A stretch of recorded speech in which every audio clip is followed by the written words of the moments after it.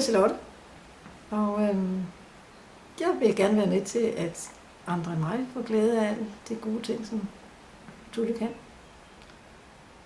Jeg har en hel masse, og tak Tulle for, at jeg har været igennem nogle hypnoseseancer med Tulle og noget coaching, og det har gjort en verden til forskel for mig. Jeg synes, jeg stod med nogle problemer, som jeg ikke rigtig vidste, hvordan jeg skulle håndtere.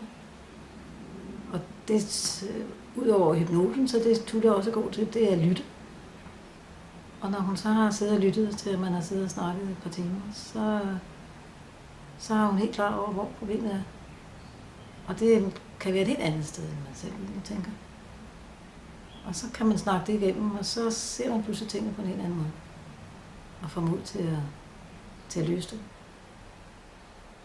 Man ligesom laver en eller anden form for aftale med Tulle. Og så gør man det, og så føles det rigtig, rigtig godt med det.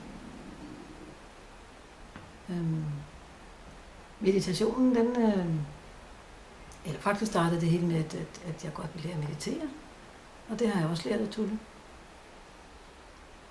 At kunne bare sætte sig ned og tænke på ingen verdens ting. Eller tænke på noget specielt, men alt det, man ellers har i hovedet, det tænker man så ikke på mere.